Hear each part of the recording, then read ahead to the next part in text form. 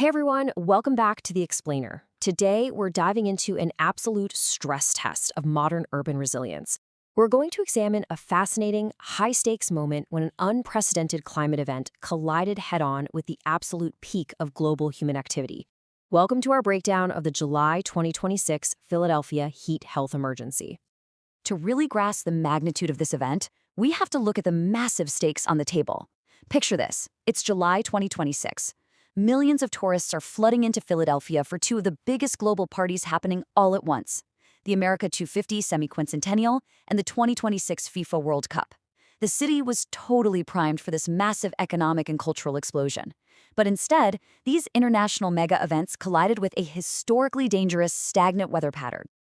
Okay, let's dive into this by defining the invisible antagonist of our story, the heat dome. Basically, imagine a giant, heavy lid just plopping down right over the mid-Atlantic region. It's a massive, stationary high-pressure system that involves subsiding or sinking air.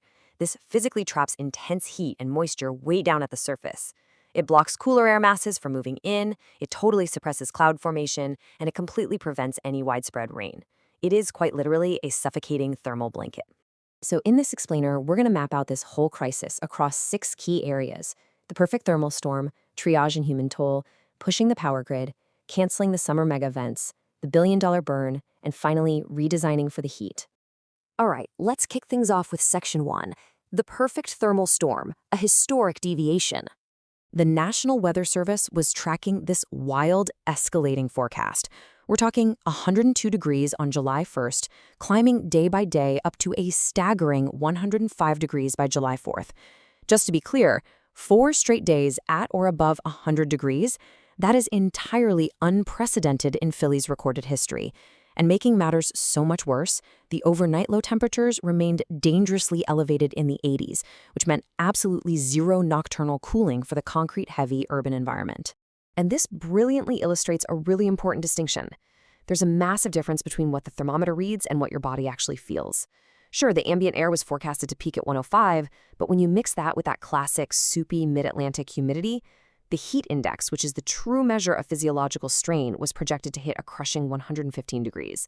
Coupled with a code orange alert for ground-level ozone smog, just breathing outside became a distinct medical hazard. Which brings us to Section 2, triage and human toll, hostile environment. So what does this all actually mean for the human body?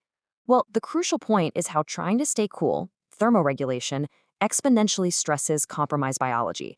The Philadelphia Heat Vulnerability Index flags 6 primary conditions.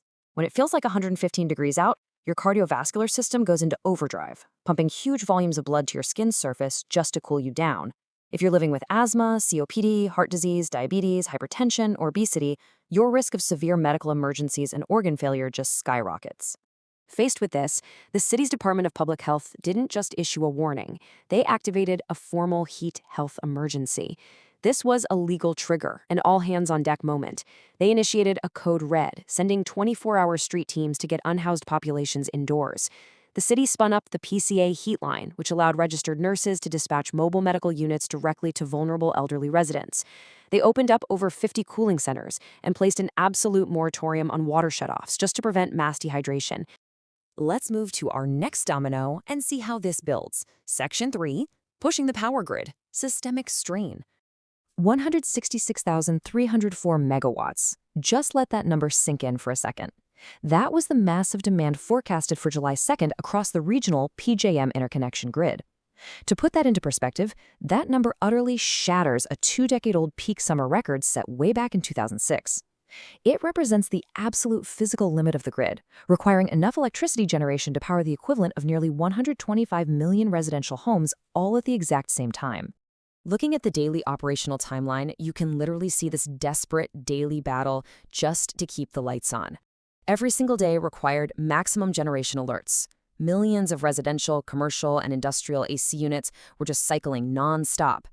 The strain was so wild that even major institutions, like the University of Delaware, were forced to enforce campus-wide thermostat adjustments up to 80 degrees just to prevent localized blackouts.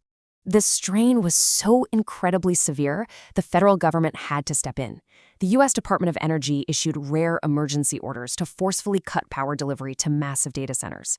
And get this, they actually had to temporarily waive environmental pollution limits, basically allowing aging, heavily polluting fossil fuel power plants to come online at maximum capacity. It was a completely matter-of-fact operational trade-off, worse than the ongoing ozone smog crisis, or let the entire regional power grid collapse. But it wasn't just the electrical grid taking a hit. The city's physical transportation infrastructure literally started to warp under the sun. SEPTA, the regional transit authority, had to enforce mandatory speed restrictions, and it's all because of metallurgical physics. Under extreme heat, continuous welded rail track expands. If it expands too much, you get sun kinks, which is lateral track buckling that causes train derailments. Overhead copper catenary wires also expand and sag, risking entanglement. So slowing down the trains prevented physical disaster, and as a bonus, it actually helped shed electrical load from the struggling power grid. Now let's look at what happens when these infrastructure limits violently collide with the joy of global tourism. Section 4. Canceling the summer mega events. Operational clash. Now, what's really interesting here is the brutal operational pivot organizers were forced to make. The FIFA Fan Festival at Lemon Hill was supposed to be this massive, all-day outdoor celebration. But mixing huge crowds, alcohol, and a 115-degree heat index, that is an unmanageable medical liability. They had to heavily truncate daytime operations, shift viewing strictly to the evening, and entirely cancel the public broadcast of several major afternoon knockout matches just to safeguard the attendees. And the domestic celebrations, they suffered the exact same fate. The flagship Salute to Independence parade was supposed to be a sprawling, triumphant march past iconic monuments. Instead, it was deemed a critical physiological hazard for the marching bands and the spectators. Officials slashed the route down to just 1 mile, completely bypassing the sun-drenched Logan Circle. Everywhere you looked, the festive joy was replaced by industrial misting tents, vast shaded pavilions, and EMS triage centers. Moving on to the financial fallout. Section 5. The billion-dollar burn. Economic suppression. $1 billion. That's a billion with a B. That was the massive economic injection the region was banking on from all this highly orchestrated summer programming. Regional tourism boards were expecting a robust economic multiplier effect from huge surges in hotel occupancy, retail shopping, and hospitality. But here's the harsh macroeconomic reality. Extreme heat is a massive economic drain. There's a stark contrast between that localized billion-dollar expectation and the staggering $5.52 billion annual cost of extreme heat nationwide. With daytime events canceled and tourists sheltering indoors, consumer foot traffic totally evaporated during the most lucrative hours of the day.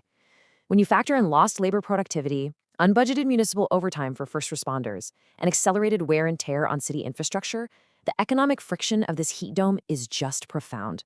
So how do cities transition from reactive triage to actually surviving this stuff?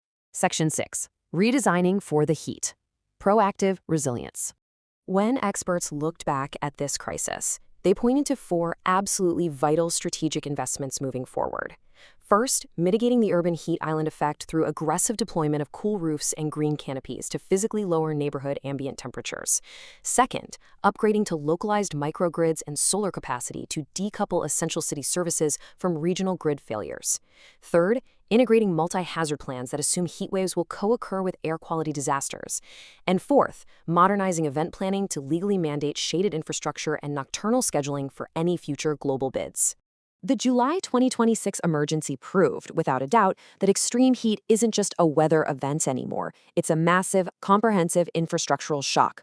Long-term viability depends entirely on permanent urban redesign. Which leaves us with one crucial provocative question to think about today. When the next heat dome settles over the map, is your city truly, structurally ready? Thank you for learning with us today on The Explainer. Keep questioning, keep learning, and we'll see you next time